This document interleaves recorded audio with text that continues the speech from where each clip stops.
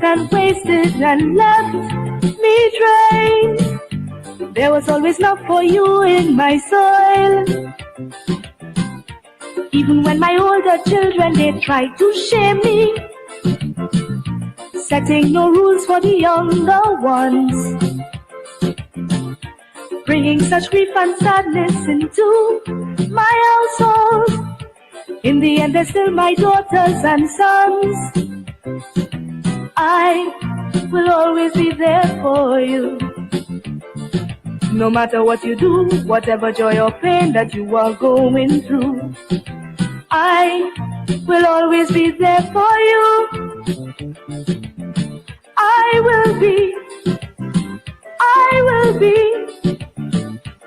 will be always there for you. And of course, yes, we will always be here for you on a New Era TT Radio, Nett Radio.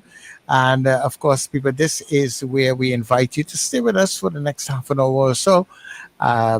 For Steve Williams, courtesy of the Foundation for Human Development. This is where we go on the inside. Always a pleasure to have Steve. Mr. Williams, how are you doing? I am doing good this morning. Bounce back.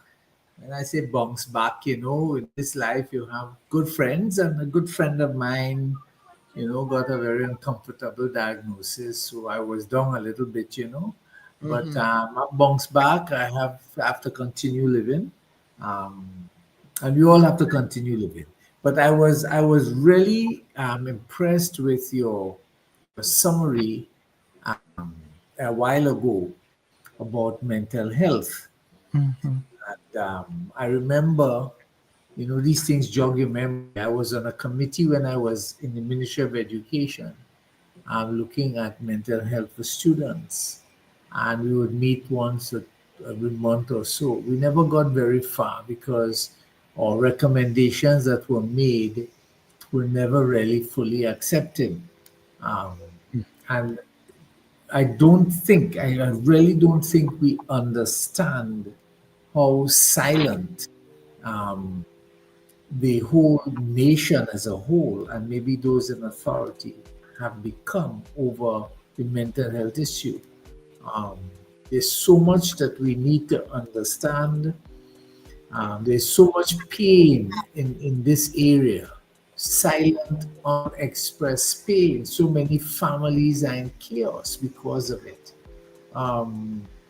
And there's so much denial about it that we haven't been educating our people very well. I was listening to you saying, boy, there's so much work to be done with mental health. And if we make that the major issue, it's even more important. I'm not saying it's more important than physical health, but I'm saying we all need to look at mental health. Every single human being, every one of us, in this time of stress and anxiety and all that, I'm saying more than ever, we need to look at the way we treat with one another in terms of mental health. And for a lot of us, we think that it's just the extreme ends of it. We talk about mental illness, and so we kind of isolate ourselves because people need to take their medication and behave themselves. So that's our understanding of it. But really, it comes not just from a sense of the brain, but it also comes from the anxiety and the stress of living in a society that's on edge for a lot of the time. Nice. So people trip very easily. It's a big issue, a major issue, mental health and mental illness. But what's interesting that what you just said there, Steve, when and that's where I left the conversation talking, you can't be in charge of something and don't do something to change or to make it better. And when you have those who are in charge and then they say, okay, and they gather all of your professionals and others and they bring and you go and do all your genuine work and you bring it and nothing, it goes nowhere. Nowhere. Nowhere. Yeah, so and that too makes it even harder for those who can assist to even want to access with this situation, because those who will make the final decisions don't take it anywhere, and I can't be comfortable in a system like that.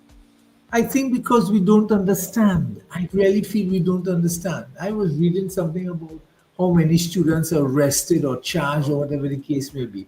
Do we really think it's just bad young boys and girls out there? A lot of them have mental health problems.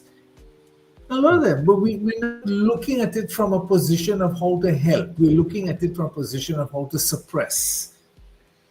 And Yeah. that is not the way we must look at it. It's a question of people becoming overly overwhelmed by the stories in their lives.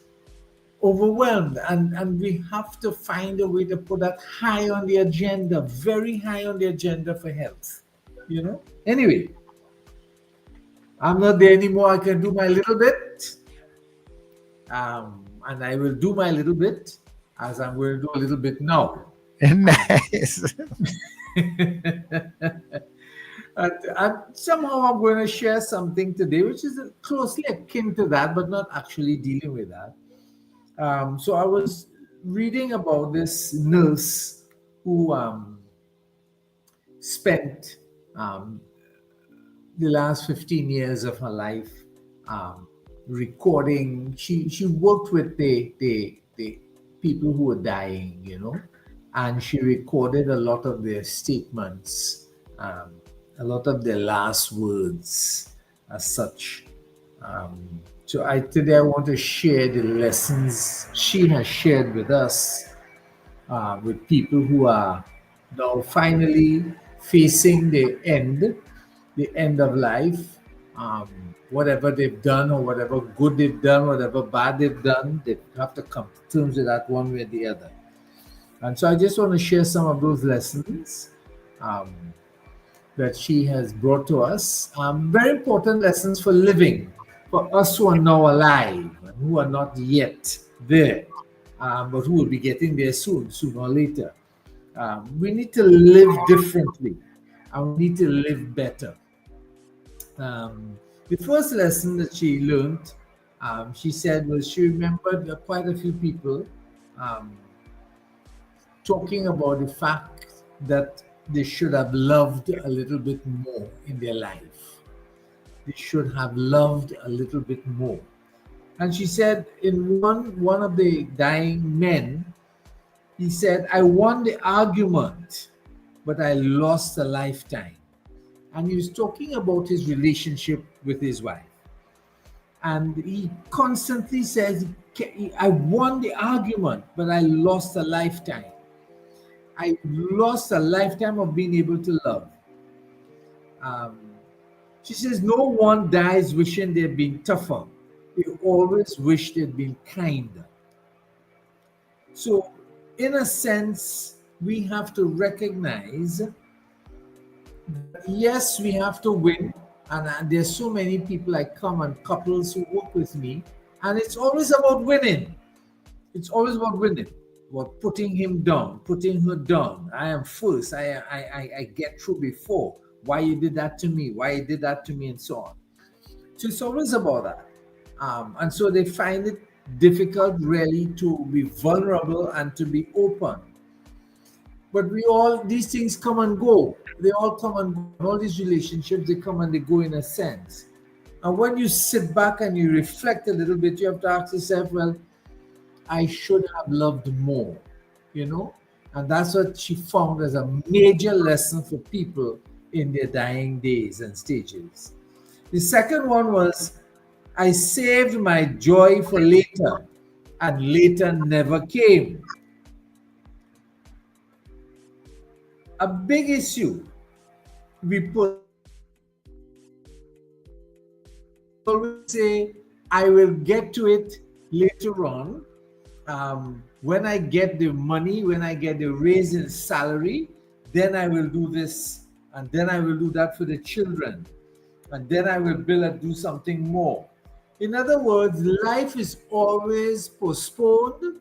The living of life, the enjoyment of life, is always postponed to when things get better. And maybe they do get better. And when they get better, you actually forget what was happening before. Joy is delayed, and a lot of the time, joy is denied.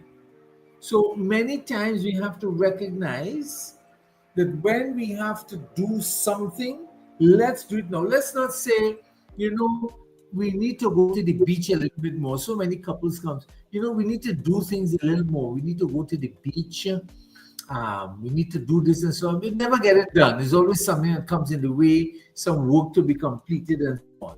Go to the beach. You cannot postpone the joy for another day. The another day doesn't belong to you. It doesn't.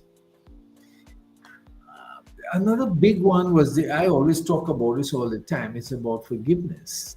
And she said a lot of the people find that they can't die angry. She said one woman said, I can't die angry. And when her son, the son who she wasn't talking with for years, came, she said, I forgive you for whatever you have done, and I forgive myself whatever I have done to you. Okay. When she did that, she passed away 30 minutes later. Some people carry that. In fact, the anger carries them to their grave, in a sense. We have to recognize, and I know we hold anger. Anger is not an easy thing, and forgiveness is even difficult, because I talked about forgiveness 2 or 3 weeks ago. I talked about the different stages of forgiveness and different levels of forgiveness. But somehow, the more we carry that pain of anger, the more we carry that resentment built up inside of us, is the harder it is to live. And we were just talking about mental health.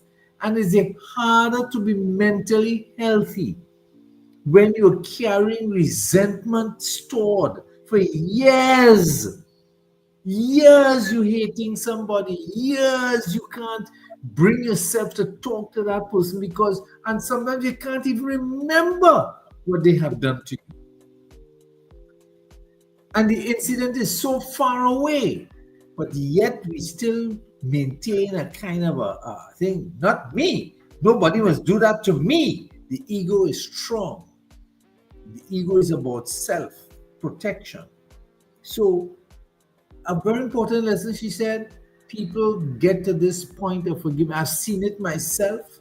I've seen people begin to reach that stage of forgiveness on their deathbed.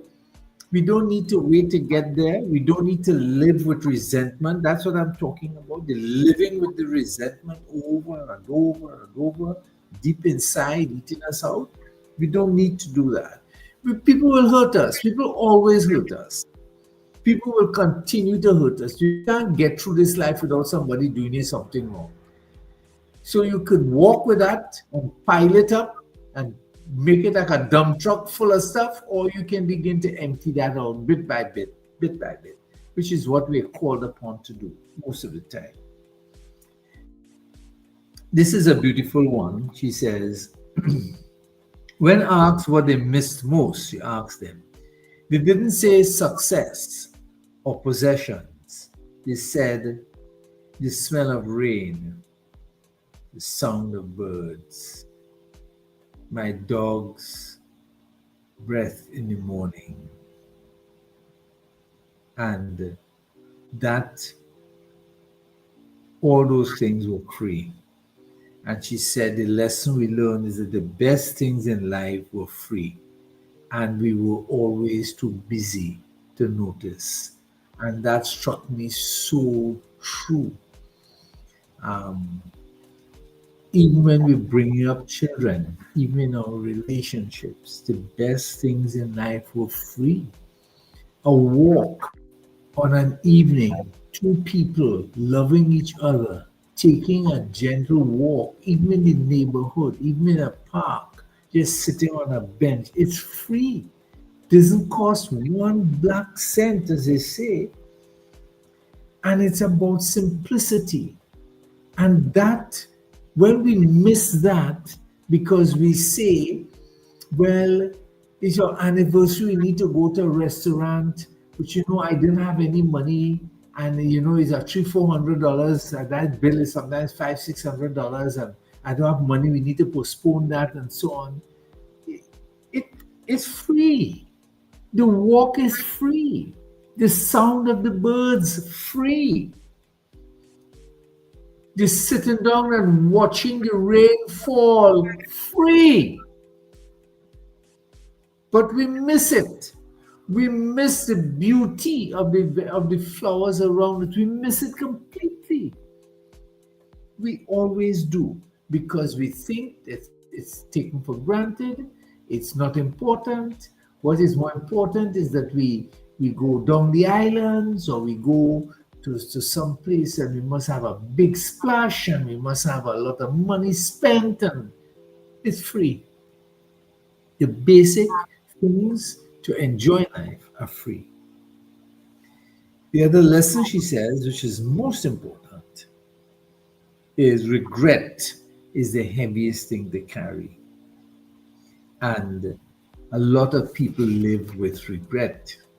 Now, where does regret come from? Regret is when you think that you haven't done what you're supposed to do. And I regret not having made $1 million, or I regret that I did not, at some moment, have sat here crying. I regret I did not have children when I had the opportunity to do that. I was so busy climbing the corporate ladder, and now the window has closed, the door has closed on me, and I regret not having children. I regret not doing this. I regret not doing that. And so we waste decades of our lives trying to be competent and so on, and regret hardens.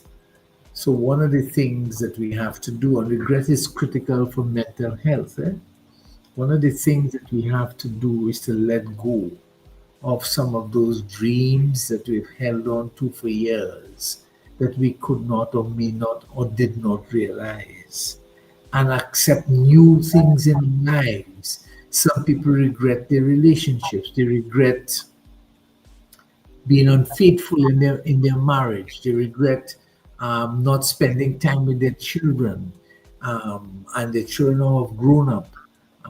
And now when they should have been spending time, they were busy climbing the social ladder, or the corporate ladder, or some ladder they were busy climbing. So for many people, they have serious regrets on the inside of their lives, and they are unhappy people. So they find ways to combat that. They drink and they lime and they gamble and so on. But it's a deep inner pain and unhappiness with regret. So to avoid that level of regret in your life, do what you can do in the moment. And even if you have done things which we all have done, and I could point to many things I've regretted in my life, one of the things I would say, you forgive yourself for it. You must get to that point of self-forgiveness. Otherwise, you just go on carrying that pain and multiplying it, and then it becomes part of your physical illness.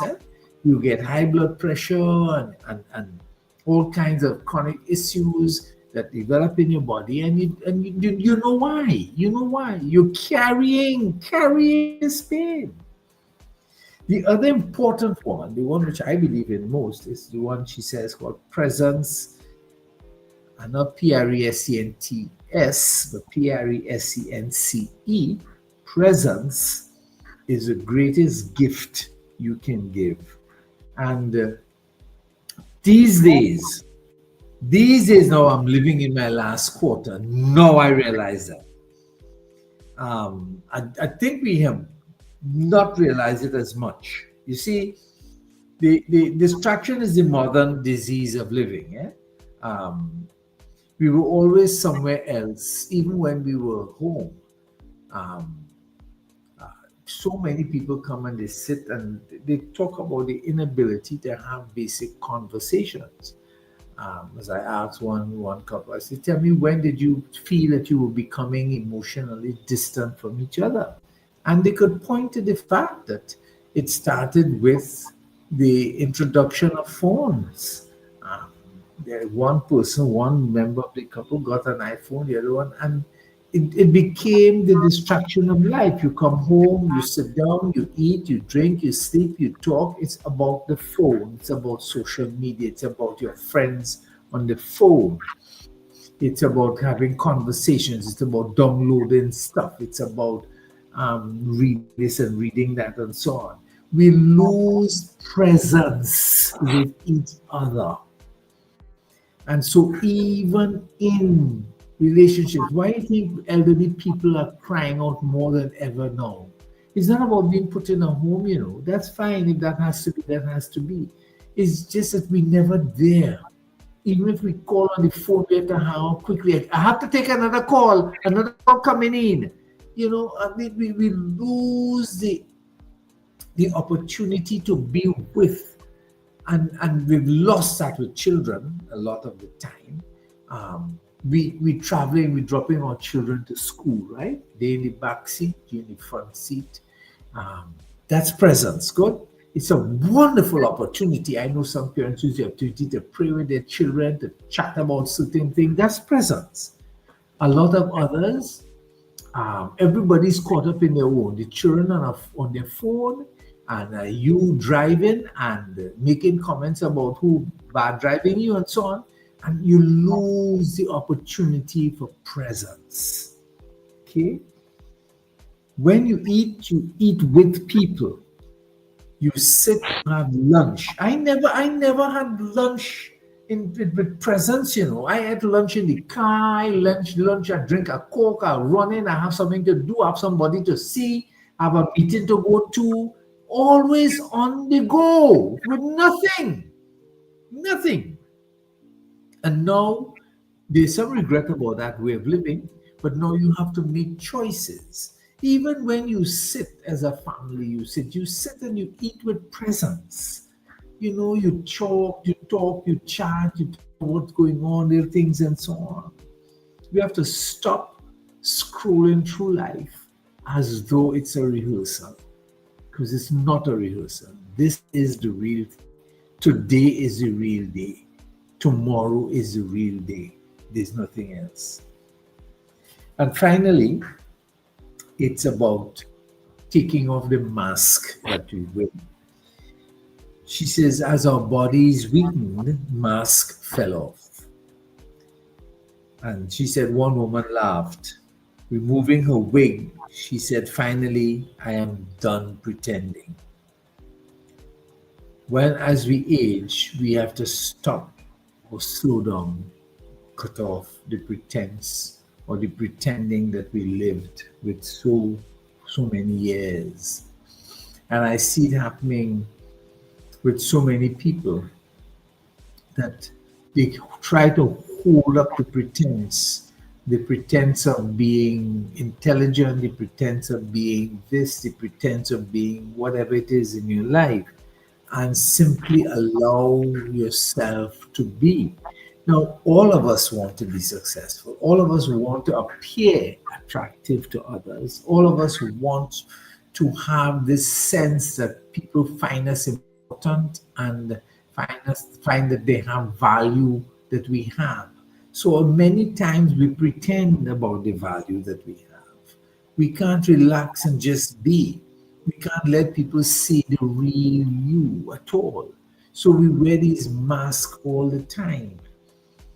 When we're getting older, we have to slow down on the pretensions, and we have to stop the pretending. And this is really beautiful when we can do that, I have done that. I don't bother to try to be anything but myself. So if I am sad, I'm sad. If I am happy, I'm happy. If I don't feel well one day, I say, today's not a good day for me.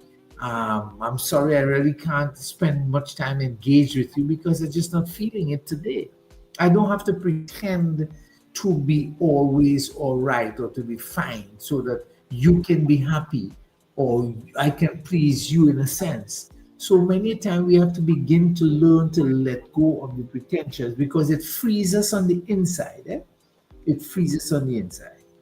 So, how do we live life? We have to forgive ourselves. We have to do small, purposeless things that brings us joy and keeps us alive. And we have to stop scrolling through life as though it's just a rehearsal that we are. We need to touch what we love. be there for people.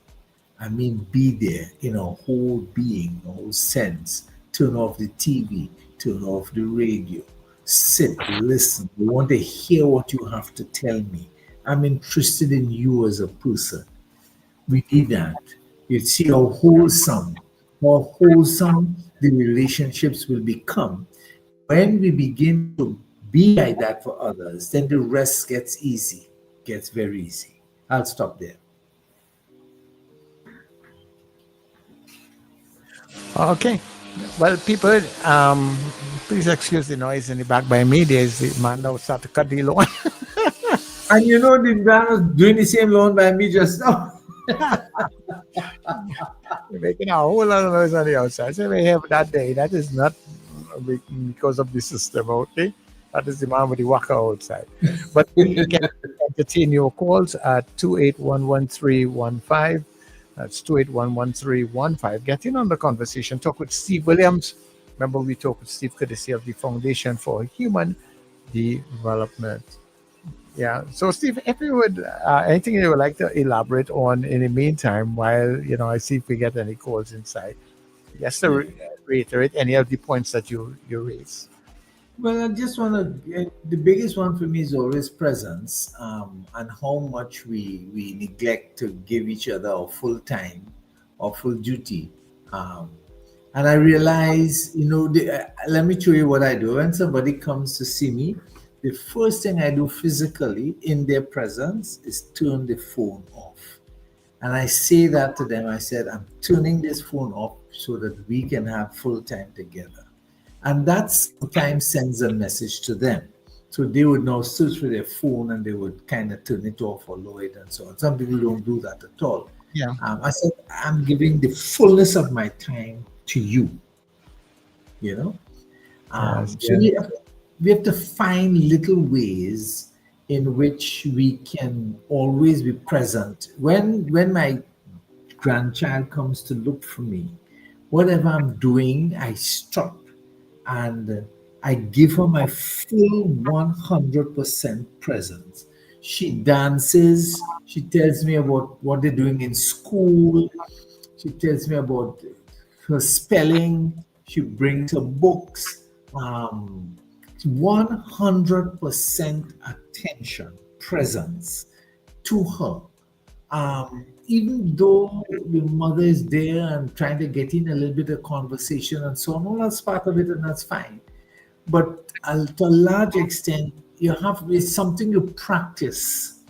Otherwise, you find yourself saying, yeah, that was nice one. So what was the word again? And then you turn the conversation to somebody else and then you turn it to somebody else again. Yes. Not too long ago, I had to go and visit someone in the hospital. So, and while I'm there, I'm giving that person my full attention. I'm not distracted by anything. But there are other people in the area there, and they're on the phone. Yes, I saw that myself when I went to I'm look looking at that, and I'm there. I said, but only come to look for the lady, or Yes. this one taking call. Well, I said, well, go outside and take a call. Well,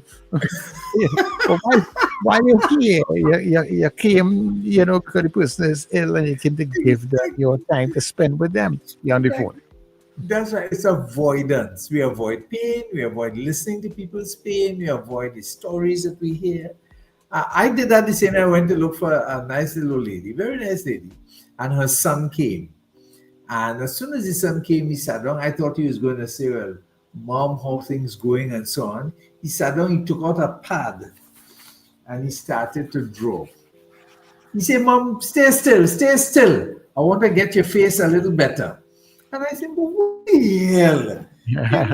You come to look for your mother and you are taking the opportunity, no conversation, nothing, to draw an image of your mother. And when he's finished with that, he went across by the next bed to do a drawing of the other person lying on the bed.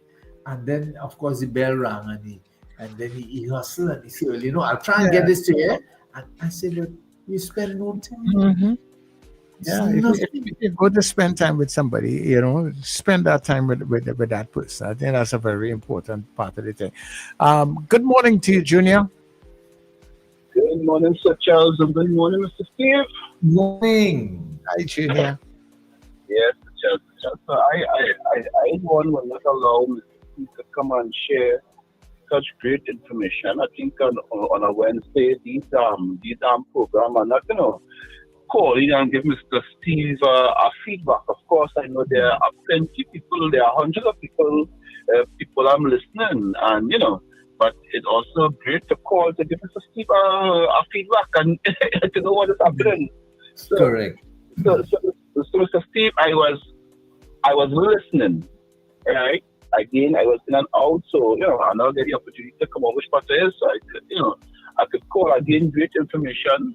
Mr. Steve, so I think sometimes a lot of people are distracted is because in having conversation, I don't know if people are afraid of afraid of having conversation, right? 'Cause even I don't know if such as Mr. Steve, you ever have a conversation with a person and you ask the person, "How are you? How are you?" Mhm. And they will tell you all kind of things except how are them? Are they Correct. okay? So I don't know, and now it's Perfect. something that I am paying attention to because I find that a lot of people, we say communication, but a lot of us don't know how to properly one effectively communicate or articulate how Hmm. in terms of communication, right? Yeah. So you find a lot of people, you ask them, okay, how are you doing, right? Hmm. And sometimes they might give you the cliche answer. Well, I good, Hmm. and I mean, and something happened that would have make me kind of, I would have at one point in time, I was asking somebody, how are you? And the person angry said to me, you're asking me how I going. It's not that you can help me, and I'm Yes, I've got angry with that too. I've it's got not that that you too. can help me. Yes. It's not that you can, and I pause. I pause and allow the person to express, themselves. And probably, Hmm. I say probably, the person would have been right because probably because sometimes we look for people that who we think that want to Hmm. be interested in us, right? Yes. And probably that person don't access, so you go away with the perception. Well, people not are really interested to how I I am really so you so we Yeah. don't think people are genuine in asking us stuff. It's asking us the Hmm. question, but when the genuine one do, sometimes Hmm. it is overlooked because again we have a misperception. The person that Yes. we think that want to access it don't access. Yes. So again in communication and you say some things that are so true. I could remember telling my mom. So my mom had this thing, Mr. Stevens to Charles for Hmm. her birthday. Hmm. The only perfect gift that you could give her is money. So Really? I find not making sense, right? Because I mean, money is not the only thing. So at one point in time, years ago, I would have I said to her, look, I want us to go. I want to take you out to a restaurant, which I have a sister that didn't grow up with us, right? Hmm. But is our sister, and I had a other brother. At the time, I said, let me go out and do something as a family because Right. in my adult years, Hmm. um, my mom and I and the family haven't done that. We did it when we were much smaller, on Yeah. that 10 and so, right? But in our Yeah. answer, I thought I would do that. No, she don't want that. She want money, and we know it, and it don't have more time for that. I have a brother that came and died, and just the other day I reflect on that, yeah? I say, but, Hmm. you say that we have more time for that, but I had a brother that fell sick and he died, and he's no Hmm. longer here. Yeah. right? And it's sometimes you make a nice memory of of your That's family, true. and Yes.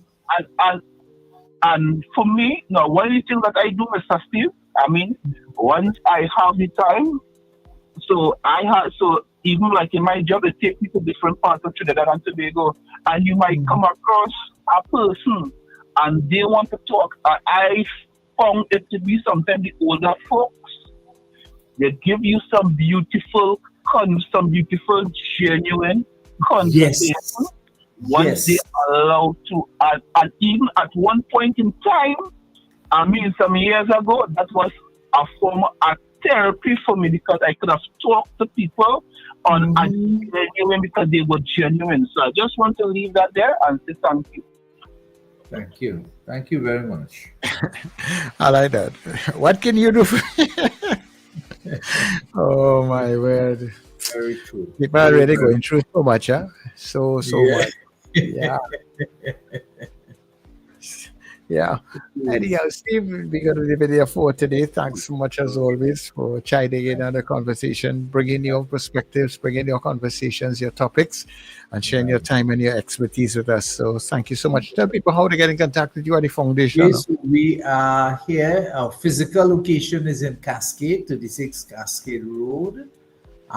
We can be reached on our email, which is foundationhd@gmail.com. And we can also, you can get us through WhatsApp for 826500.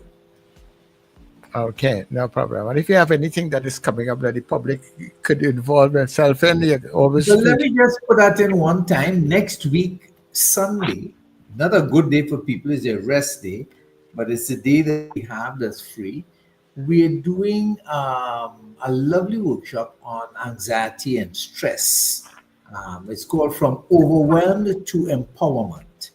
So we're talking about the fact that we think most people are somewhat overwhelmed either by their families, their work, by the politics of the country, by the impending confusion and tensions in Venezuela, whatever it is. We all have some inner stress going on. A lot of us are stressed out because we have elderly parents who are not doing well or are quite ill. We have family members in hospital and so on. So we're eating that kind of a stress. Come and we will help you to look at ways in which you can empower yourself through that stress. And just call me at WhatsApp me at 4826500, and we'd be glad to facilitate you so you could come. It's only for 3 hours. It's from 9 to 12, and we give you a nice Sunday lunch to go with it. All right. That is good. That is really good. All right. So, Steve, thanks much, and all the best going forward. Yeah, take care now. Thanks a lot. All right, people, this has been On the Inside here with Steve Williams on Net Radio, New Era, TT I remember Radio. when you children were weak and hungry. I took you to my bosom, fed you my oil. And even when you took and wasted and left me drained, there was always love for you in my soil. Even when my older children, they tried to shame me, setting no rules for the younger ones, bringing such grief and sadness into my household. In the end, they're still my daughters and sons. I will always be there for you.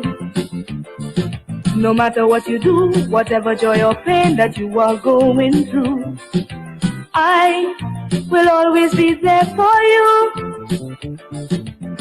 I